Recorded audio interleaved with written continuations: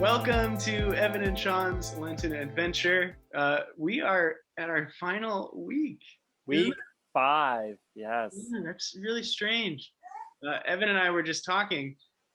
Lent, does it stop at Holy Week? Does it keep going? Evan, what do you think? We were butting heads on this. In my mind, I always thought Lent ended at Maundy, Thursday, because that begins Holy Week. What do you think? I think I'm just more holy than you because I'm waiting until Easter. So if nothing else, yeah, let us know when you stop Lent, I guess, because we don't know. We both studied the Bible. We didn't study math, so it's 40 days minus Sundays. Yep. You get back to us on that one. Exactly. Yeah. So we baked some things. How often do you bake some things? I never bake anything. I had to go buy yeast. We love, like Morgan and I, we love to cook. We are terrible bakers because when you cook, it's like a dash of this, a pinch of that. When you bake, it's like exact science. Like I feel like a chemist when I bake. Yeah. No, I will occasionally make myself brookies. And they're from the box and they're just for me because Carolyn is gluten-free. Brookies are not, so yeah, I can definitely finish off a pan of brookies quite quickly by myself. We should cut this out, but do you remember the brookie blizzard that Dairy Queen did for Guardians of the Galaxy? I remember that, John. It was so good. I don't remember it, and we're not cutting it out. It was like the Brookie Galaxy or something. Like, holy moly. Like, you want proof that God loves you? He allowed someone to create the Brookie Blizzard, dude. Oh my gosh. Just think, people are giving up sweets for Lent. You could be having a Brookie Blizzard. Oh man. Well, I am not a good baker, and I felt like I did an okay job actually this time. I followed the recipe. I halved the recipe because I didn't need that many pretzels. But yeah, definitely had to go to the store to get some yeast, and I needed xanthan gum because I went gluten-free for ours. I don't know what that stuff is, but it worked. I was just gonna say I don't even know what xanthan gum is, but I had to go to the grocery store and like standing in the yeast aisle or like the baking aisle. There were a couple different types of yeast, and we literally just bought them all and then just picked one because I don't know why Acme was having like a yeast blowout. So each one the packets were like 50 cents. So it's like, oh, just grab them and go kind of deal. So who knows? Yeah. Absolutely wonderful. Well, let's you filmed some of yours, right? Yeah, I grabbed a couple clips. So did you. I got some pictures too because mine just trying to showcase the moment. So let's put those in and then we'll talk about it.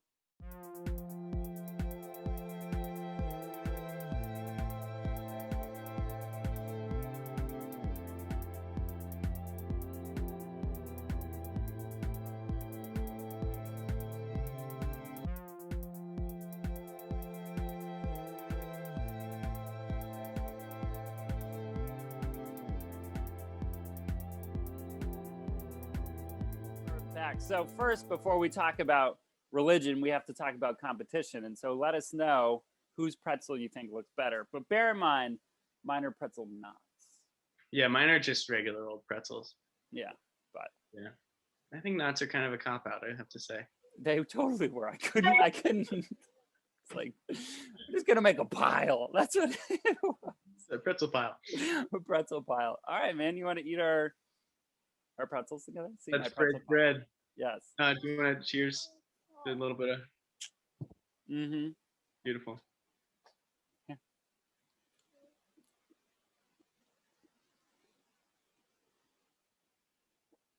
Mine is very stale. Mine is too salty. I didn't have the salt. That's what I didn't do. How do you understand the spiritual value of pretzels in Lent?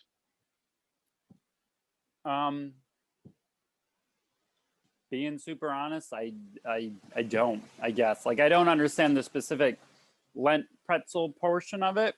It was more, I got the value. I was talking to Morgan, this seems like an oxymoron, but I think of Lent as this time of intentional intentionality. Like it's like double on top, because I think of Christianity as a time of already being intentional. So Lent is like this more extreme Christianity that you practice for a little while. Is kind of how I've come to understand it. So I found the value in the pretzel of like, I carved out time. I stopped from my busy day. Like I had a full to-do list of other things for my job. And it's like, nope, make some pretzels. And like you're creating, which like I think very much like, you know, God is creator. We're trying to imitate him. We should create, you know, paint, art, whatever.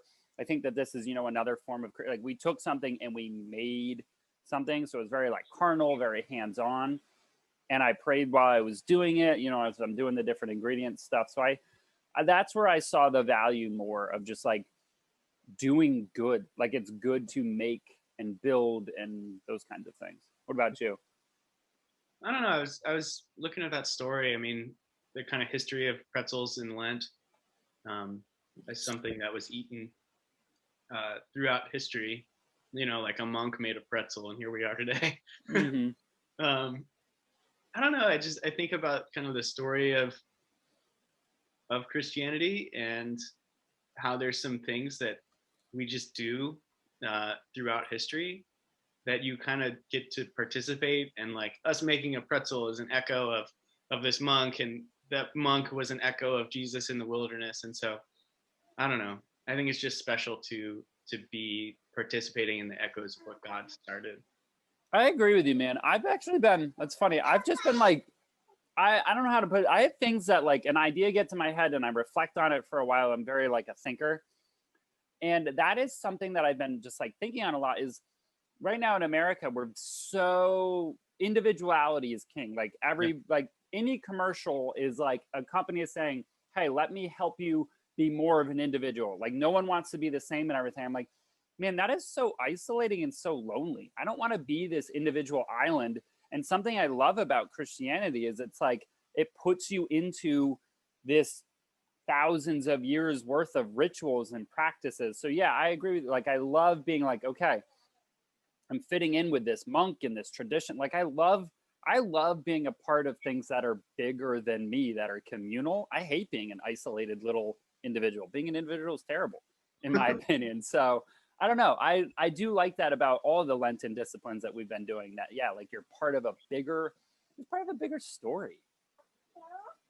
If you are with us this week and you are interested in making this pretzel, do it. Go for it. Even if you go and buy a pretzel because you, like us, aren't very good at baking things, do it.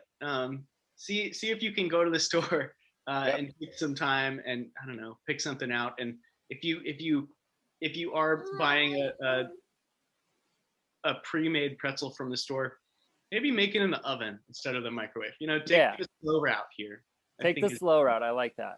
And maybe like it's okay to fail with God. Like my pretzels came out far from perfect, but like I don't know, man. Sometimes I think failure brings people closer than success does because you laugh about it. Like there's like that moment and everything. So like when I'm like spilling egg all over my counter for my egg wash and there's flour everywhere and it's like trying to do that with God, like that's a fun moment. So yeah, embrace and have that moment is what I would encourage people to do with this pretzel activity. Like don't let it intimidate you. Get in there and get messy and fail with a pretzel.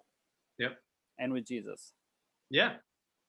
Well, Evan, we're gonna meet up one more time next week, right? Yeah, we were thinking we kind of want to give you guys and ourselves like sometimes I harp on this with youth group kids. Sometimes we'll have like a faith experience, whether it's camp or a mission trip or even like a really powerful Sunday night, and then we just walk away from it and we never talk about it again. So we were kind of thinking, Sean and I, like we've had these 5 very intensive weeks of Lent. We can't just walk away. You know, it's like before the pandemic, when I'd go see a movie with a bunch of people, if it was a good movie, you stood in the parking lot at your cars and you all talked about the movie before everybody drove home. So I feel like we need a parking lot talk about Lent. And that's what we want to do with you guys next week to kind of finish it all off. And get ready for Easter too. Yes, exactly. Because got to celebrate Easter. The best is yet to come. Yeah, right? Like, yeah. Well, cool. I'll see you next week. Yep. And what am I going to do with all these pretzels? Yeah. Free. You know what? I want to add another thing. Comment, post, text, anything. I want to see your pretzels. If you make a pretzel, send me a picture of your pretzel because I want to see if it's better than my pretzel not. I think it will be. But all right, guys. See ya. Bye.